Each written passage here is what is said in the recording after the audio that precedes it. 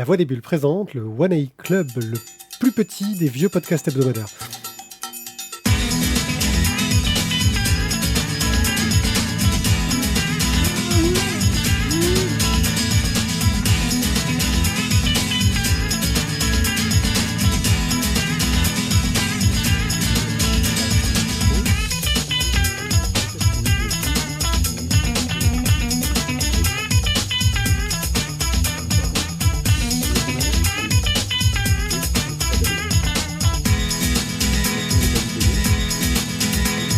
Coucou les gens, je suis One A Pied. Effectivement, notre podcast n'a pas des dizaines de milliers d'auditeurs, mais nous n'avons que des auditeurs de qualité sélectionnés sur le volet. Et vous en faites peut-être partie. Et oui, nous sommes un vieux podcast. On dit trier sur le volet. Il y a assez peu de podcasts qui S'ils l'écoutent, ils en font forcément partie, non ? Oui, totalement. Ah, d'accord. Mais c'est Enfin, tout à fait peut-être, ça. forcément. Mais oui, Mais peut-être qu'ils nous écoutent, peut-être qu'ils nous écoutent pour la première fois. Et dans ce cas-là, ils se rendent compte à quel point Ils c'était viennent de géniaux et ils rejoindre le club. ne le savaient pas. Pour vous parler de bande dessinée aujourd'hui, je suis accompagné de Jérôme, notre archiviste. Salut Jérôme. Salut. De Tizak. L'élite. Bonsoir. De Thio. Bonsoir. Et de Guillaume qui partage le micro avec moi. Salut. Et nous allons vous Il est parler content, Guillaume, de aujourd'hui. Nous partageons plein de choses. Nous allons donc parler de La Mort Rose de la Louve poste en boréale, PLS, Guillaume. d'Indians et des tomes 3 et 4 d'Ascender avant de jeter un œil sur Au service de Dieu. Tu sais que les gens te voient, Guillaume. Au service de Un Dieu. beau programme. J'insiste sur le fait que Pierrick nous rappelle qu'à chaque fois, c'est surtout une émission prévue pour être écoutée, pas à regarder, d'accord ? C'est ça. Donc voilà. Du Ah ben coup, là, je confirme, hein, parce que du coup, je- ça va la pas donner prochaine envie fois- de regarder. la prochaine fois, je viens en pantoufles. En Tu calbar l'as et en mis sur la pantoufles. tête ou bien? C'est ça. Claquette chaussettes. Randall Flagg nous prépare le titre de la première BD dont nous avons parlé, Gigi La Mort Rose. Oh, c'est- Gigi l'amoroso. C'est Merci, parti. Randall. Donc La Mort Rose d'Arjaume Paillardo, c'était bien Palardo. parti. Ouais, Pagliardo, non mais j'avais pas le nom en Pagliardo. entier. Et avec Marteau Saladin Pierre-Yves aux couleurs. C'est la cafetière pour 29 €. Et c'est Jérôme qui nous en parle. Oui, alors j'avais même pas vu qu'il y avait quelqu'un d'autre qui faisait la couleur, dis donc. Ok. Alors, opposition de deux termes dans ce titre, mort et rose, qui évoque davantage un bonheur béat. Il s'agit en fait d'un virus mystérieux qui a décimé une grande part de la population. Encore un album sur la Covid-19 ? Pas vraiment. Conçu en 2014, donc avant la pandémie qui a frappé le monde, il est cependant, et il reste une actualité réelle. Pitch. Miguel est prof et donne ses cours à une classe en mode virtuel. Comme tous les habitants, il doit revêtir une combinaison étanche d'un jaune canari pétant pour sortir de chez lui. Il doit décontaminer toute marchandise et doit se fournir en nourriture par le seul circuit autorisé par l'État. Sur un site de rencontre, évidemment le net a toute sa place dans cette société, il rencontre une jeune femme qui lui fait découvrir des endroits inconnus, fréquentés par des privilégiés, mais aussi une scène underground, rebelle qui tague les immeubles officiels de slogans hostiles au gouvernement. Et on n'en dira pas plus. En octobre 2014, et là c'est dans la vraie vie là, en octobre 2014, quelques cas contaminés par le virus Ebola sont identifiés en Espagne. C'est cette crise qui va donner à l'auteur catalan, Jaume Palardo, attention c'est un prénom catalan, pas facile à prononcer, l'idée d'un monde bouleversé par un virus mortel très contagieux. Dans son album, on trouve de l'humour et surtout de la dystopie, et on se rend vite compte que la situation n'est pas drôle du tout et laisse un goût amer au lecteur. Nous sommes clairement dans la lignée d'œuvres comme 1984 d'Orwell, de Fahrenheit 451 de Bradbury ou encore de Soleil Vert d'Harry Harrison. Ici, dans cet album, l'auteur pousse jusqu'au bout le principe d'une société qui a fait de l'hygiénisme radical son système de gouvernement.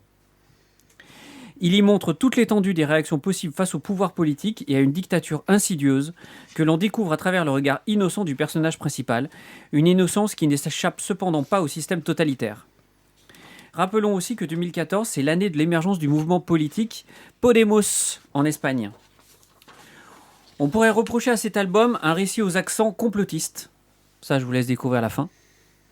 Mais l'auteur s'en défend dans les pages conclusives de l'album, soulignant que son travail n'était pas une quelconque prophétie, encore moins un positionnement vis-à-vis de théories absurdes et non scientifiques. Tac. Un petit clin d'œil pour terminer, il était en dédicace au dernier festival d'Angoulême au mois de janvier. Et donc, évidemment, la question rituelle, mais quel va être ton prochain livre, Raomé? Dis-nous tout pour que on sache ce qui nous attend. La prochaine merde qui va nous arracher sur la gueule. Merci. Et en fait, manifestement, c'est pas la première fois qu'on lui pose la question, donc il avait une réponse tout à fait appropriée. Et il est en train d'écrire un album où en fait il gagne au loto espagnol, et donc tout va bien pour lui. Ouais. C'est un enculé, c'est bien vu ça. C'est un malin. Il est malin, le garçon. Bon, et du coup, il y a les numéros dans le bouquin. Messieurs, J'ai demandé ça à un élève. À vous les gens. Qu'est-ce que je dois faire? Je vais chercher le numéro du loto. Ah ouais. Alors, Thio. Numéro du loto, vas-y. Ouais, bah écoute, il a cherché. Hein. Il n'a pas trouvé. Il n'a pas voulu nous donner. Alors, j'ai lu récemment. Donc déjà, au moins, c'est frais dans ma tête, La mort rose. Beaucoup de coins communs, comme tu l'as dit, avec beaucoup de références, on va dire, dans le style. Hein. Fahrenheit, Soleil vert. J'ai pas été follement emballé, voilà, par La mort rose, dans le sens où j'ai déjà eu ce récit-là, en fait. J'ai rien trouvé de neuf. Même si on a un écho qui se fait par rapport à on va dire, à ce qui s'est passé ces dernières... À ce qu'on a vécu. Ce qu'on a vécu, mais j'ai trouvé qu'il y avait quand même beaucoup de points communs avec ce qu'on avait... je pense que je l'aurais lu en 2015, j'aurais été peut-être en folie. Mais là, non, ça m'a pas... Après, voilà, j'ai trouvé ça très bien, le mec qui est très dans la société et qui finalement petit à petit va commencer à transgresser, d'abord avec ses amis qui font pousser des légumes, c'est fou quoi. Et certains finissent par enlever leur combinaison. Ouais, non, attends, ça c'est après. Parce que d'abord ils échangent des œufs aussi. Hein. Oui, c'est vrai. Ils échangent des œufs. Et puis non décontaminés. Ouais. Et après, il y en a qui vont enlever leur tenue et ils vont aller se frotter contre des arbres. Voilà. Donc, souvenir, exactement. C'était sur un rocher, mais on n'en parlera pas. Mais c'était pas moi. Là aussi, je tiens à préciser. Donc ouais, bien, mais sans plus. C'est les moules qui s'en souviennent du rocher. Non, tu te frottes pas sur des moules. Non. Oui, donc, ok. Donc, voilà. Pas emballé, mais plutôt sympa. Thierry. Ah ben moi, bien emballé. C'est ton genre de cam, voilà. Ouais, moi, bien emballé. J'ai envie de te dire que le fait que le garçon, il ait fait ça de façon anticipée, un petit peu prémonitoire, ça rajoute en réalisme. Pardon. C'est-à-dire que quand tu vois que ça correspond à ce qu'on a vécu, ça donne une dimension supplémentaire au bouquin. On n'aurait pas vécu notre épisode de Covid, je pense que j'aurais fait la même chronique que toi. C'est-à-dire qu'effectivement, bon, c'est un truc qu'on a déjà vu, ouais, ça se traite comme ça, il va se passer ci, il va se passer là, ok. Là, ça fait écho à une situation réelle, et alors, je sais pas, là, les 15-20 premières pages, j'étais sur le cul. Il faut savoir que Raoumé, à la base, c'est un enseignant, donc quand il a pondu les quelques premières pages en tant qu'enseignant qui fait cours en distanciel, chose qu'on a vécu nous, il était à fond dedans, il avait bien anticipé ce qui allait se passer, il a bien anticipé aussi la réaction de la hiérarchie, quelques pages plus tard. Et toutes ces consignes d'hygiène, de je dois me laver ci, je dois me faire ça comme ça, on donne bien toutes les consignes, attention, le protocole c'est comme si, c'est pas comme là, si tu te fais gauler par les flics, t'as pas ton certificat, t'as pas ton machin, tu te fais dézinguer. Enfin, j'ai trouvé que c'était d'un réalisme fou parce qu'on l'a vécu. Et si on n'avait pas vécu tout ça, cet album, effectivement, un peu comme toi, je pense qu'il serait tombé un peu à plat. Mais là, avec le vécu de ces dernières années, pour moi, ça prend une dimension tout autre, ce qui fait que l'analyse de la société qui est pondue derrière, la critique de la société, tant du côté gouvernemental que du côté des Antilles, prend une dimension supplémentaire. Et pour moi, c'est un très très bon album qui permet de regarder un tout petit peu dans le rétroviseur, même si le rétroviseur, il a une fâcheuse tendance à être encore très présent. Très bien, merci. Ouais, je suis pas... Non, vous êtes pas... Alors, il y a du débat. Attention au débat. Parce que tu dis, oui, mais en fait, c'est parce que comme il s'est passé ça après, d'un coup, l'album est génial. Il y a des albums aussi. Chez toi, ça fait écho différemment. Je me suis dit, dans ce cas, tu peux trouver. Il y a des albums aussi qui ont. Je crois qu'il y avait un gars qui avait mis un de ses romans qui parlait justement d'avions qui tombaient sur World Trade Center. Je veux dire, le gars qui n'a pas été d'un coup. Le bouquin n'était pas bon avant, il n'était pas bon après. Tu vois, d'un coup, ça va pas dire, oh putain, le mec, c'est un visionnaire. Non, en fait, il a juste eu une idée, mais bon, il fait de la merde quand même. Non, ce que je veux dire, c'est que quand tu lis un bouquin sur une maladie qui touche un proche, sur la perte d'un enfant, sur la violence scolaire, etc., ça t'atteint différemment si c'est du vécu ou si ça ne l'est pas. Oui. Et là, en l'occurrence, pour moi, c'est exactement ça avec ce bouquin. C'est du vécu, mais après, comme je te dis, moi je trouve qu'il y a quand même beaucoup de réchauffé par rapport à ce que tu peux voir, ce qu'on a vu, tant dans des romans que dans des films. Tu prends Bienvenue à Gattaca, tu peux avoir déjà beaucoup de similitudes avec des choses qui sont là, tu peux avoir fait un 451, Soleil Vert, et je te dis, moi j'ai pas trouvé de nouveauté, même si je le regarde au regard de la crise du Covid. Bon, bah, c'est bien, c'est un bon livre, mais sans plus. Alors, clairement. pour participer au débat, deux choses. La Cafetière, déjà, ont beaucoup hésité à publier cet album en 2022. Il a été publié en janvier l'année dernière, justement parce qu'on venait d'en sortir. Et est-ce que c'est le bon moment, finalement, de publier cet album alors, entre 2014 et 2022, vous allez dire qu'il s'est passé 8 ans, et vous avez raison, car vous savez compter. C'est simplement que, n'est-ce pas ? C'est simplement que Raume n'a pas trouvé d'éditeur en Espagne pour publier son album et l'a publié sous la forme de fascicules auto-publiés en fait en auto-édition. Et donc ça rajoute encore plus au côté complotiste. C'est le mec, il s'auto-édite et il te le passe. T'en veux La mort rose, tome 2, vas-y. Et du coup, il a fallu attendre quelques années. Le contrat a été signé en 2018 ou 2019, je crois, avec la Cafetière. Et paf, derrière, ils se sont chopés on s'est chopé le Covid. Et du coup, ils ont retardé la publication en se disant, mais est-ce qu'on va vraiment le publier, en fait ? Après, moi, pour rejoindre ce que disait Thierry, il y a quand même une réflexion par rapport à Fahrenheit 451 ou par rapport à Soleil Vert. On a une prise de distance qui n'est pas la même, puisque justement, on l'a vécu. Donc, tu vois, toute la réflexion qu'il a par rapport au gouvernement, par rapport à une réflexion sur est-ce que ça, c'est nécessaire, quelles sont les conséquences de ceci, le repli des villes les unes sur les autres. Voilà, c'est des choses qui nous parle davantage que une société vieillissante où, arrivé à 65 ans, on flingue les vieux pour en faire de la bouffe. Donc, non, ça c'est le projet Macron sur les retraites. Putain, on en parle pas ce soir. Tu spoil. Ouais, bah oui, je spoil. Ouais. Bah oui, c'est pas de la BD, on s'en fout. Ouais, mais enfin, Soleil Vert quand même. Les gens qui voulaient le découvrir, ce film récent. Merde. Bon, ils ont eu 70 ans pour le voir. Mais du coup, moi je trouve qu'il y a quelque chose qui nous interpelle davantage et qui nous, surtout, c'est ça qui est intéressant, nous amène à réfléchir à ce qu'on a vécu et finalement à en parler. À échanger avec les personnes avec qui avec nos proches. On a vécu ce confinement de façon complètement différente. Moi, je l'ai assez mal vécu personnellement. C'était une période très difficile, mais je sais que certaines personnes l'ont très bien vécu. Et c'est intéressant aussi d'avoir peut-être une clé pour échanger sur ces 2 années très particulières qu'on a passées. Voilà. Bref, c'est un bouquin qui fait parler, donc de base, je trouve que c'est un bon bouquin. Bim. Ok, bon, Randall a du mal avec la couve parce qu'il dit que personne ne marche comme ça. En fait, c'est juste que le mec est en panique totale. Il faut pas qu'il abîme sa combi parce que sinon, il va finir au fin fond de on ne sait où. C'est peut-être un rapport avec un des gags de la télé Mastodonte, pour revenir sur les BD. Voilà, je vous laisse relire la télé Mastodonte. Mais là, nous allons parler de la Louve boréale de Nuria Tamarit. Nuria, en espagnol. C'est écrit tout petit sur mon écran. Encore une espagnole, mais c'est une émission espagnole. Si. Une émission espagnole. Ah, si, señor. Donc, señor Teodorico. Tizac. T'as pas dit que les accents c'était interdit dedans ? C'est vrai, totalement.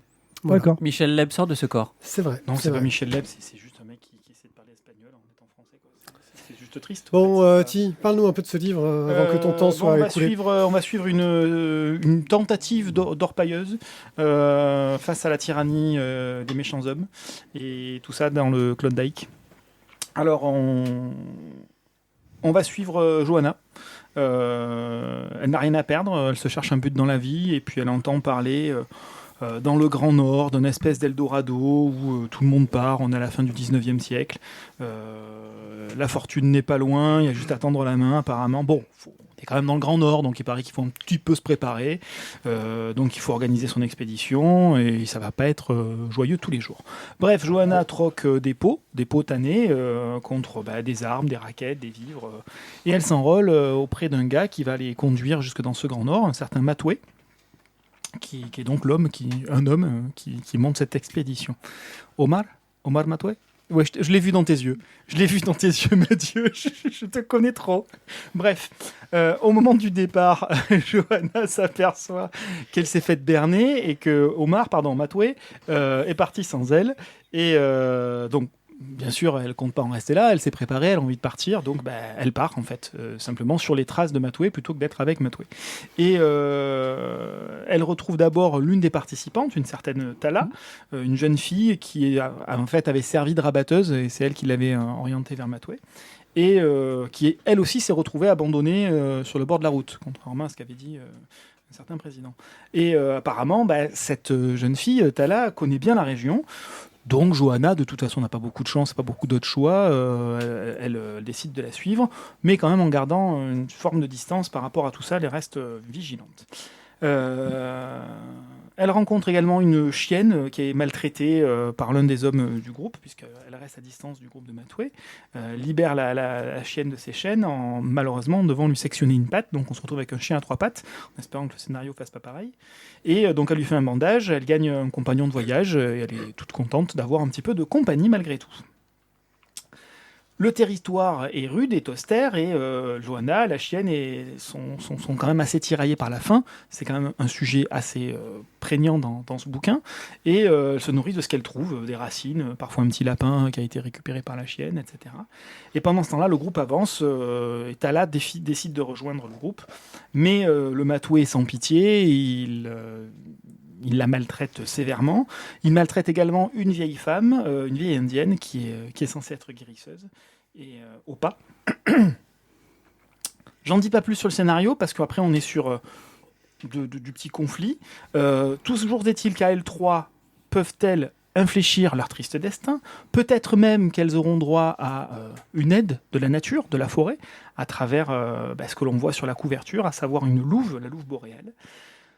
C'est la suite du scénario qui vous le dira. On est sur une longue aventure dans le Grand Nord canadien qui prend la forme d'une espèce d'allégorie franchement caricaturale, avec d'un côté l'homme prédateur ultime de la planète et dominateur sur les femmes, et à l'inverse, en face, on a un groupe de femmes, une sororité féminine, qui elle est salvatrice et humaniste.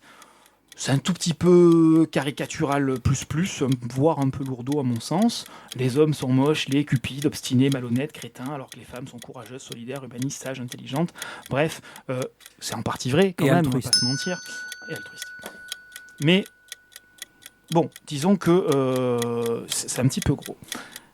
Nouria Tamarit prend donc comme postulat de base que les femmes sont systématiquement les victimes de la tyrannie des hommes, et en prime, elles sont toutes affligées d'un défaut physique manifeste. Une tache de vin, un œil crevé, etc. On est sur cette ruée vers l'or dans le Klondike, avec des figures antinomiques dans un contexte de survie de traque, le chasseur versus les proies, assez rude. On n'oublie pas la louve blanche géante, mais vraiment très géante, qui apparaît de temps en temps et qui a un rôle actif pour symboliser la nature qui va venir réguler tout ça et remettre l'homme à sa juste place.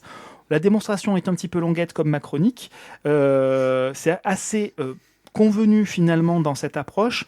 Si on met de côté la psychologie des personnages, qui, comme je l'ai dit, est assez caricaturale, ça a le mérite d'être quand même rythmé, assez imprévisible au niveau de ce qui se passe et des rebondissements dans cette ruée vers l'or, ce qui est relativement rare. On a déjà souvent dit que les albums étaient convenus, c'est le commentaire de Mathieu sur l'album précédent. L'autrice espagnole a réalisé de très jolis dessins stylisés. Pardon. Tu vas mourir. Avec un dessin un petit peu naïf ou enfantin, qui la caractérise dans ses albums précédents, que l'on a pu découvrir notamment dans Géante ou dans Des éclats de diamants chez les aventuriers de l'étrange.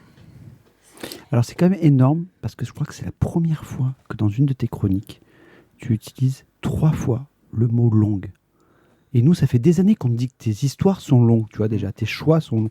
Et là, toi-même, tu l'as dit. Donc, je pense vraiment que tu l'as pas aimé, ton livre. Je vous laisse en parler, je finirai. Ah, mais voilà. Je note quand même que Thio a ce talent de réussir à couper la parole à Tizak sans ouvrir la bouche, ce qui en soi est assez exceptionnel. Oui, c'est sa forme de communication. C'est pour ça que Thio, je vais te demander ton avis à toi tout de suite. Non, mais en plus, communication non verbale. Même quand je lui coupe pas la parole, du coup, il s'arrête, il me parle et j'ai rien dit. Et après, il m'engueule. Ouais, c'est ça. Vas-y, parle. Maintenant, tu as le droit de parler. Excuse-moi, t'as la lampe mauvaise foi qui est en train de griller tellement elle s'allume au-dessus de ta tronche. Je te rappelle que je l'ai activé déjà il y a une semaine. Mauvaise foi man est de retour. Voilà, mauvaise foi man de retour, exactement. Mais ce n'est pas le même. Alors, fais gaffe, tu vas avoir des problèmes avec Captain Biceps. C'est pas faux. Thio. Alors, je dirais pas que trop long. c'était aussi. Je vais pas être trop long. C'est pas aussi enfin, je l'ai pas trouvé aussi caricatural au niveau des personnages que tu le dis. J'ai pas trouvé l'histoire follement palpitante. Voilà, j'ai pas réussi à rentrer dans la Louve boréale. Ça m'a pas passionné. La Louve. Ça se fait pas, monsieur. Pourtant, voilà, je pense qu'il y avait pas mal de trucs. Hein. J'ai suivi Picsou au Klondike et je me suis régalé. Mais là, en fait, la Louve boréale, ça m'a bof. Et puis, en plus, bon, je vais quand même... À un moment au niveau du scénario, elles ont quand même beaucoup de chance, pour rester poli. Elles trouvent la cabane avec des vivres au bon moment. Elles trouvent le truc... Enfin, elles ont à chaque fois, c'est un petit peu le TGCM, quoi. La nature les aide. Ouais, la nature les aide, ouais, c'est ça. Ouais, bon, voilà, elles ont un peu trop de bol. Hein, c'est parce qu'elle a été sympa avec la chienne. C'est pour ça. Oui, elle lui a coupé une patte. Ouais, super. Ah ouais, elle a délivré d'un tyran. Bon, après, il y a une des deux filles qui connaît la région. Ouais, non, mais bon. Enfin, voilà. Ouais. Bon. Donc, voilà, le Louve boréal, ouais, j'ai trouvé ça long aussi. Je serais pas aussi dur que toi, mais... Jamais. Y a-t-il parmi les lecteurs un avis divergent, plus positif, ou qui pourrait apporter quelque chose à ces diverses critiques ? Alors, je veux bien tenter ma chance. Ça va pas être... je vais pas l'encenser non plus. J'ai juste passé un bon moment. J'ai apprécié ce bouquin. Après, c'est le seul que j'ai lu de Nouria... Tamarit, merci. T'as pas lu Géante ? Non, justement, c'est la réflexion qu'on m'a fait. Ah, tu devrais lire Géante, c'est encore mieux. Donc, je me dis que si je l'avais lu, peut-être que je serais moins sympa. Et... il y a effectivement certaines choses qui sont un peu téléphonées, on arrive à voir 2-3 trucs. Pour être un sujet qui me touche particulièrement, j'ai pas forcément vu tout le côté entre guillemets féministe, les femmes sont les gentilles, les hommes sont les méchants. Enfin, en tout cas, c'est pas comme ça que je l'ai ressenti, même si effectivement l'archétype est là. Non, j'ai passé un bon moment. Après c'est pas forcément celui qui me restera le plus en tête. Voilà. J'apporterai rien de neuf. Moi, pour le coup, l'aspect sororité m'a un peu gêné. Dans la mesure où on est vraiment sur... on va dire l'émergence d'une littérature féministe très active. Alors ça fait quelques années, on est d'accord, mais là je trouve qu'elle devient très très active. Alors moi il n'y a pas de problème, il y a de la place pour tout le monde, et il y a de la place pour la littérature féministe active aussi, il n'y a aucun souci. Après il faut juste savoir ce qu'on lit. Voilà, moi je trouve que c'est quand même très très caricatural. On fait absolument pas dans la nuance et c'est pas le but. C'est pas le but recherché par l'autrice et elle porte bien son sujet, donc son sujet qui est celui de la sororité pour le coup, mais c'est vrai qu'il faut assumer ce propos-là et j'ai l'impression que l'autrice l'assume complètement et je pense qu'il faut le lire en le gardant en tête. C'est pas le seul album dans ce style-là, il y a quand même une mode aujourd'hui pour un certain nombre d'autrices en particulier de faire des albums qui sont un peu militants et je pense que cet album en fait partie. Voilà.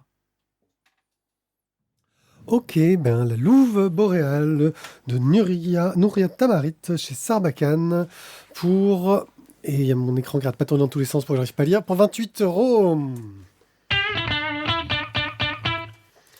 On passe au moment que vous attendiez tous, le moment où l'on remercie les gens les plus fantastiques du monde qui sont nos tipeurs, avec Matt Deka, Siobhan, Varloff, Stéphane, Cobal et Boob, qui ont eu la chance de trouver le site tipeee.com/la voix des bulles et de cliquer sur un bouton pour nous donner des sous. Et ça, franchement... C'est incroyable. Voilà, franchement, ils ont réussi à le trouver, alors que, franchement... tipeee.com/la voix des bulles, faut le trouver sur internet quoi. Ouais. Tipeee.com/. Comment tu fais pour y arriver? Bah, il faut aller dans un navigateur et puis chercher tipeee.com/la voix des bulles, ou alors même aller sur lavoixdesbulles.fr, il y a même des liens qui mènent là-dessus. C'est une sorte de truc hypertexte qui va dans tous les sens, une sorte de truc génial quoi. Voilà, c'est franchement quelque chose de grandiose. Je vous le recommande pleinement. Et puis sinon, bah, vous pouvez parler de nos émissions si vous aimez ce qu'on fait. Ça nous fait toujours un grand plaisir. On me dit que mes jingles sont trop forts. C'est vrai que non, parce qu'en fait, si tu lis le commentaire suivant, c'était pas pour le bonne chaîne. Ah, non, c'était par moi. Randall a 2 hémisphères, il veut s'en servir simultanément. Et du coup, il écoute 2 podcasts. D'accord, je me disais aussi, merde, je pensais avoir bien réglé. Mais bon, comme nous, dans nos retours, ils sont forts, mais dans le live, moins. Bon, très bien, on va vérifier ça tout de suite.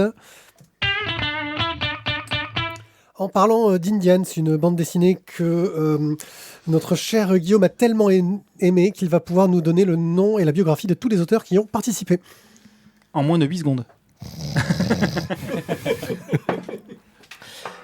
Donc Indians, c'est le...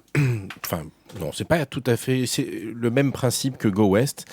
Le principe est, comme dans Go West, de raconter une histoire par plusieurs mains, en fait, en suivant un petit détail anecdotique et en passant les époques, donc au moment de la conquête de l'Ouest. Sauf que ce coup-ci, on va le voir du point de vue des Indiens, et donc suivre l'évolution de la condition des Indiens lors de la conquête de l'Ouest.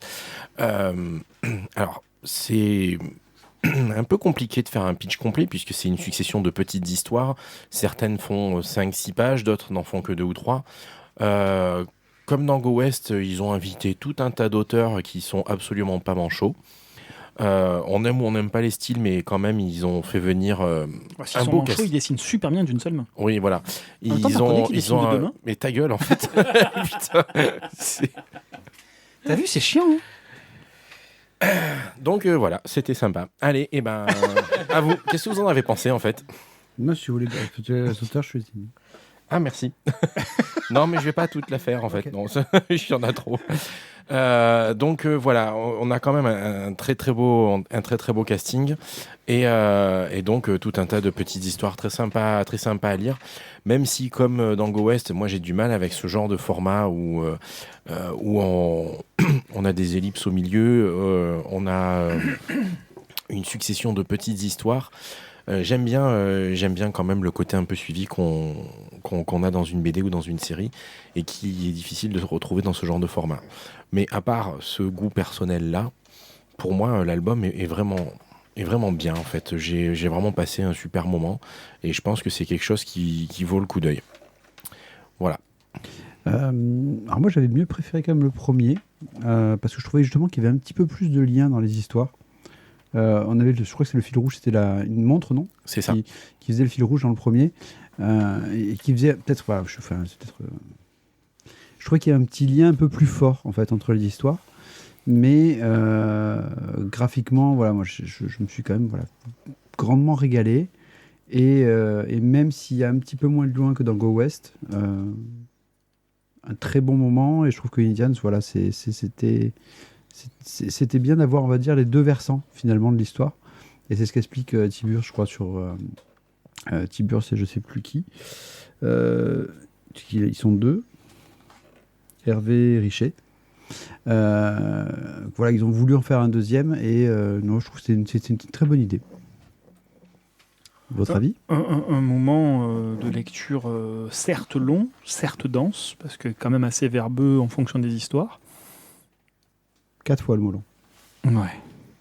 Mais un vrai moment de plaisir, quoi. Plus c'est long, plus c'est bon. Il est jaloux. Et on a quand même pléthore de noms qui dessinent, mais il y a quand même une forme de cohérence malgré tout. On passe pas de style graphique totalement opposé de page en page. Non, il y a des choses différentes, mais on n'est pas sur des colorimétries radicalement différentes ou sur des dessins radicalement différents. Oui, il y a des identités visuelles qui sont différentes. Ça se manifeste, tu vois, il y a deux histoires qui sortent du lot, quoi. De rib, ça pique les yeux quand même. Bref, toujours est-il que ça permet quand même de rester dans l'histoire.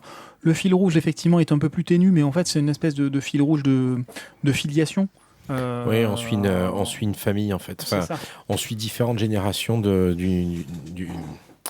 c'est pas une famille, mais c'est une descendance, quoi. C'est une descendance, exactement. Donc, on commence... Même si sur les premières histoires, c'est pas très clair. Exactement. En fait, on commence par la fin. Et c'est quand on arrive à la fin qu'on comprend la première planche, en réalité. Et donc, c'est là qu'en cours de route, on suit la descendance, mais on raccroche les wagons complets qu'à la fin, en lien avec le début. Mais voilà, franchement, c'est une vraie réussite.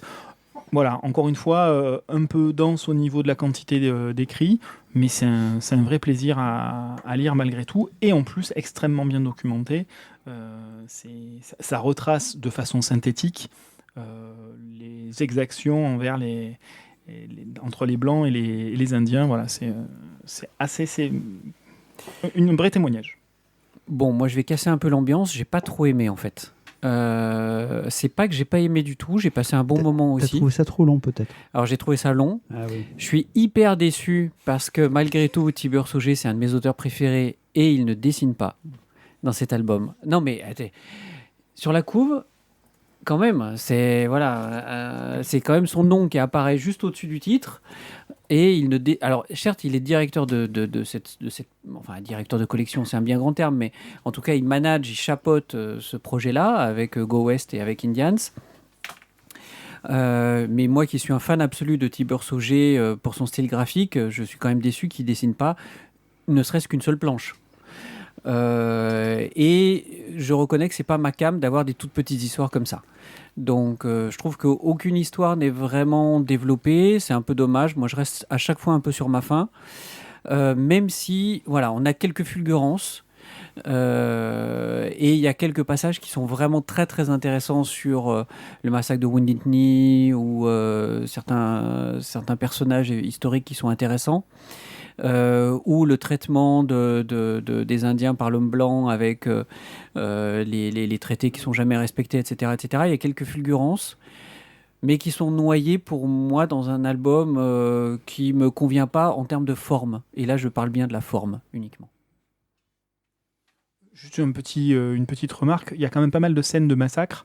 Donc attention aux mains dans lesquelles vous mettez ce bouquin. C'est pas que un bouquin où on apprend un petit peu ce qui se passe avec les Indiens. C'est assez violent régulièrement au cours des histoires. Donc c'est Indians, une anthologie menée par Tibur Sauger et Hervé Richez, qui accueille un peu la fine fleur quand même du dessinateur de western, hein, ancien comme nouveau. C'est chez Bambou Grand Angle pour 19,90 €. Traverse les âges. Et maintenant, c'est Thio qui va nous parler des tomes 3 et 4 de Ascender de Jeff Lemire et Dustin Nguyen qui est au dessin et à la couleur. Donc je vous l'annonce tout de suite, c'est la fin. On a fini Ascender, donc on a fait que 4 tomes. Oui, tu peux faire un petit peu la bête, être triste, tu peux chouiner, des mouchoirs, il n'y en a pas, donc tu te démerdes avec ton t-shirt. Donc Mère s'est fait déposséder de son trône, donc elle n'est plus la chef de la magie. Donc c'est sa sœur désormais qui est la big boss. En même temps, elle est plus classe. Hein, et du coup, elle se sert de son... C'est-à-dire que physiquement, y en a une qui est plus intelligente que d'autres, quoi. C'est toi qui le dis. Et donc, du coup, l'ancienne mère est devenue, on va dire, une sorte de larbin de sa sœur qui est devenue la grande chef. On va continuer, du coup, nous, à suivre donc, les rebelles du CGU, donc Mia, Effie, on a Andy, Bandy. Et dans leur fuite, on va commencer à retrouver des personnages de Descender. On va retrouver un personnage que l'on pensait mort. Alors, je ne vais pas trop aller... Oh mon Dieu. Oui, voilà, on va retrouver des personnages. Et ces personnages vont faire que... on va avoir une sorte de combat final qui va faire une sorte d'apothéose sur la fin d'Ascender. On pourrait dire qu'il fait la fin d'Ascender et de Descender, finalement. C'est peut-être là où est, on va dire, le plus beau coup dans cette série. avec un dessin de Destiny Nguyen qui est toujours au top. Jeff Lemire a un petit peu lâché le délire magico-spirituo dark fantasy, voilà, pour revenir à un truc un peu plus SF sur ce dernier tome. Ce qui est super, c'est qu'on termine Ascender en se disant on a fini finalement les 10 bouquins, les 6 de Descender et les 4 d'Ascender, et on se dit je pense qu'il faut peut-être que je les relise. Voilà, je veux pas trop vous spoiler parce qu'il y a des petites révélations à la fin qui sont quand même assez sympas. Une très bonne série. Maintenant, voilà, je vous laisse pour faites votre office. Guillaume. Oh, c'est à moi. C'est toi. Alors, pour la blague, je suis pas sûr d'avoir lu le tome 2. Je me souviens pas si je l'ai lu ou pas. Donc j'ai pas eu le temps de relire le tome 2. Du coup, j'ai attaqué le tome 3 direct. Jérôme a dit que c'était pas grave de pas lire le tome 1. Oui. Enfin, c'était grave de pas lire le tome 1. Mais en fait, vraiment, tais-toi. Mais non, mais c'est important. Donc c'est tout ça pour dire que ça, c'est en attaquant directement au tome 3, c'est suffisamment bien fait pour qu'on arrive à raccrocher les wagons assez facilement, assez rapidement. Les souvenirs que j'avais du tome 1 sont revenus. Ça m'a permis de me replonger dans l'histoire sans trop de difficultés. Et en ça, je trouve ça vraiment très plaisant. C'est vrai que l'histoire est chouette et c'est vrai qu'arrivé à la fin, je me suis dit, bon, peut-être que je pourrais lire, moi, pour le coup, la série, parce que en fait, j'ai pas lu Descender. Et peut-être que j'en apprendrai plein et que je comprendrai d'autant mieux et que j'apprécierai d'autant plus Ascender et cette fin. Après, moi, j'ai plus de mal avec le dessin. De façon complètement et totalement subjective, en fait. C'est juste, c'est pas trop le type de dessin que j'apprécie. J'ai eu un peu de mal avec ça, mais sans que ça me gêne outre mesure dans la lecture. Mise en couleur à l'aquarelle, manifestement. Oui, de toute façon, ça c'est la marque de fabrique de... Alors après, c'est super bien réalisé et tout. C'est juste que j'ai plus de mal. C'est pas ce qui me plaît le plus, en fait. C'est pas ma came première. Isaac. Bon. Voilà. Ben, c'est bon, merci. Allez, hop. Voilà. L'archiviste. C'est juste énorme. C'est juste énorme. C'est-à-dire que graphiquement, alors là, à l'inverse, pour moi, c'est totalement ma came. C'est réalisé de façon magistrale. Tous les personnages sont extrêmement expressifs. C'est à l'aquarelle, mais ça reste quand même suffisamment détaillé au niveau des expressions faciales. Et il y a une ambiance à chaque fois qui se dégage de l'ensemble des planches, avec des choses, je ne vais pas dire minimalistes, parce qu'il y a quand même énormément de détails en fonction des éléments qu'il veut présenter. Et c'est une réalisation graphique absolument magistrale. Et comme l'a dit Mathieu, au niveau du scénario, le chat retombe sur ses pattes après 10 tomes, 2 séries, je ne vais pas dire différentes, mais on raconte quand même 2 morceaux d'histoire différents. Et les deux, au-delà de s'emboîter, c'est qu'on boucle la boucle, on fait un joli nœud avec un joli paquet et on a de la place pour le ruban. C'est pas fait à l'arrache, quoi. Voilà, magistral de bout en bout. C'était magistral sur Descender, c'est encore plus magistral en finissant Ascender. Donc un immense bravo à ces deux messieurs. Moi, j'ai juste une question en voyant la couverture du tome 3. Est-ce qu'il y a des clins d'œil à Akira en dehors de la couverture En dehors de la couverture, je n'en ai pas vu. Pour le tome 3. Ouais. Sur le trône. Voilà, non, mais... Avec les petits... T'as le trône aussi avec les films, mais il n'y a que les couvertures qui m'ont parlé. Voilà, non, parce que s'il y avait d'autres clins d'œil, parce que je trouve cette couverture-là très, très, très quand même... Non, il n'y a pas de moto. Voilà. Si c'est ce que tu cherches, il n'y a pas de moto. Mais c'est la moto de Kaneda, c'est pas Akira. C'est vrai, t'as raison. Ok, donc Ascender, une excellente Akira, série qui conclut en 10 tomes une très jolie saga. Il va falloir peut-être que je les garde, ceux-là aussi. Perso, je mets le coup de cœur. Bah ouais, je me doute, hein, mais il a été tué encore. C'est dur, hein, quand on est C'est qui beaucoup, l'œuf qui tue le poussin encore, là? Voilà, Jeff Lemire, Dustin Nguyen chez Urban Comics pour 16 € le volume.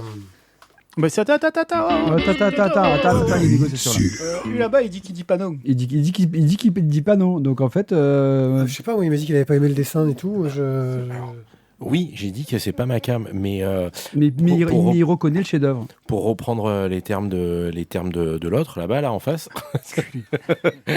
c'est quand même super bien réalisé, c'est super bien fait, et malgré le fait que ce soit pas ma cam, à aucun moment ça m'a gêné, et malgré tout, je reconnais le fait que justement en termes d'ambiance, ça amène énormément de choses et qu'on est vraiment à l'aise dans la lecture. Après, j'aurais préféré un autre dessin, mais s'il y a un coup de cœur qui est lancé là-dessus, non, je m'y opposerai pas parce que j'ai pas de vrai argument pour dire non, quoi. Bon, il y est. Bon, bah alors il y est. Voilà, coup de cœur. Et donc, Oui, parce qu'en fait, rappelle-toi, il fallait qu'on attende la fin. Oui, c'est ça. Oui, c'est ça. C'était moi qui avais foutu Il faut la qu'on merde. attende Et là, la- j'ai même pas lu la fin, donc je peux même pas foutre. Vous avez de la chance, je l'ai pas lu. Voilà, c'est ça.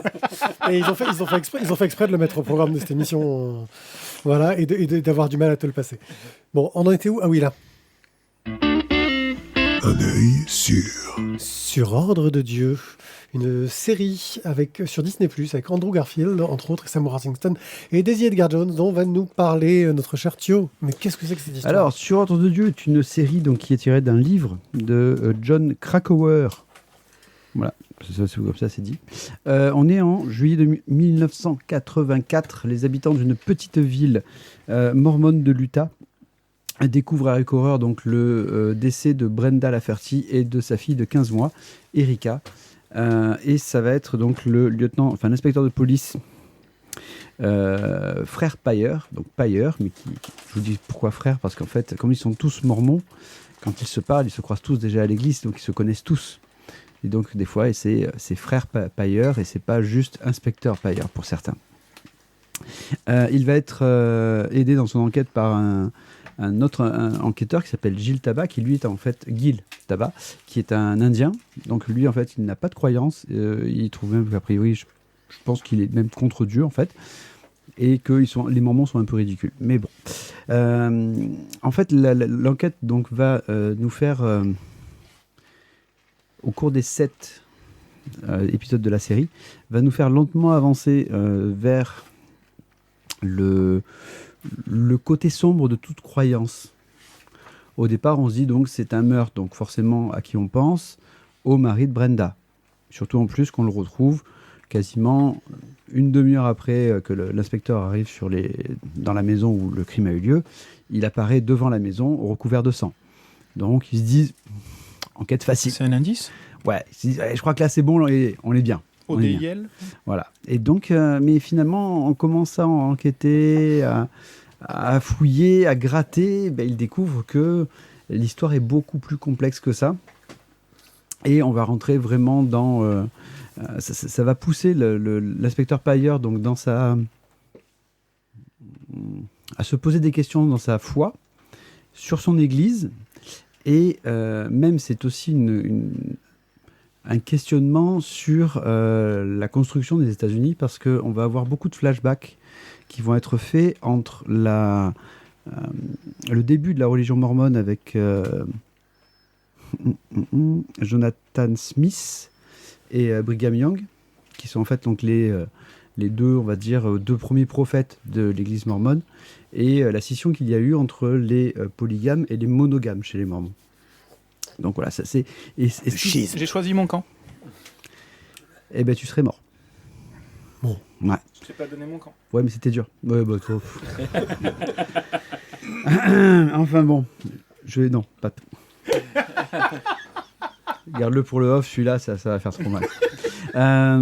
Donc voilà, c'est une série qui est une ambiance qui est très lourde, très pesante. Un rythme assez lent, mais je me régale vraiment. Alors, je ne suis pas allé au bout. Il me reste un épisode.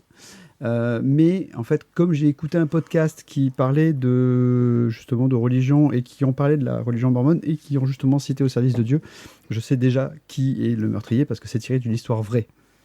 Donc, oui, c'est écrit sur la... Voilà. Donc je sais déjà, en fait, je savais déjà avant que ça commence, mais le cheminement est, je trouve, excellent. Et à chaque fois, il y a des rebondissements, il se passe plein de trucs, et c'est vraiment une super série, une super découverte. En plus, voilà, il n'y a que 7 épisodes, les épisodes font 1 heure, donc régalez-vous. Si on est athée, on peut quand même le regarder? Alors, oui, mais alors du coup, franchement, tu vas vraiment rester athée. Parce que, voilà, C'est vraiment, tu te dis, bon, ben ouais. C'est pas pour moi, c'est pour un ami. Les religions, c'est vraiment pas pour le monde, en fait. Je pense qu'il faudrait arrêter. Ah ouais. Oui. Tu as décidé de changer de métier ? Non, mais par contre, moi je sais déjà, j'ai déjà perdu la foi. Hein. Dieu me l'avait donné, mais en fait, je l'ai perdu. Donc, Merde. Ophélie, elle la cherche. Ophélie, elle la cherche. Putain, il t'a tendu une perche là. J'ai eu mal tellement. Elle est arrivée vite et la perche, je l'ai prise là. Oh là là. M'a déchaussé Dur, dedans. dur. Non, mais vraiment, c'est une bonne série. Donc, essayez. Ça fait 7 heures en tout. Et des petits épisodes d'1 heure. Ça marche bien. Ouais, 7 fois 1, ça fait 7. Ouais, Mais c'est vraiment 1 heure ou c'est 42 minutes? Non, c'est 1 heure. C'est vraiment 1 heure. Tu as 1h04, 1h05 à chaque fois sur chaque Ah. D'accord. Oui. Ah. C'est pas pareil. Ah. Et avec les pauses pipi, ça fait plus. Oui. 7h28, excuse-moi.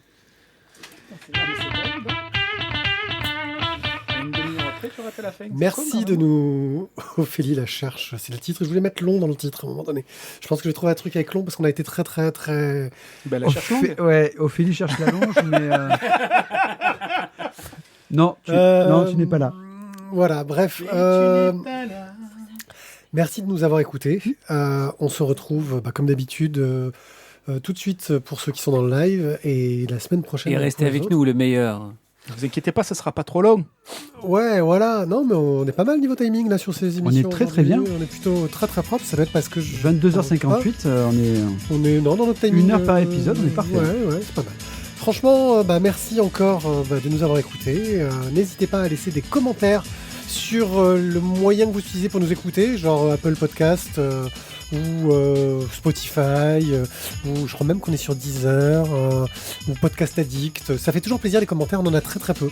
Et c'est triste, c'est-à-dire qu'on a l'impression qu'on est écouté, mais qu'on n'est pas totalement apprécié. Et Pas compris. c'est dur, voilà, on est dans la tristesse.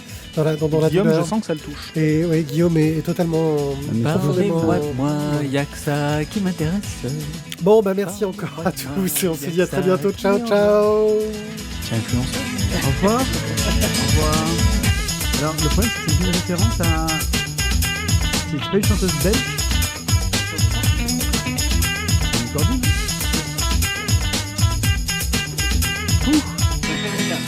Là, tu me fais peur, Mathieu. On peut faire chaud chocolat si tu veux. Hein. Oui, ça y est, mais bon.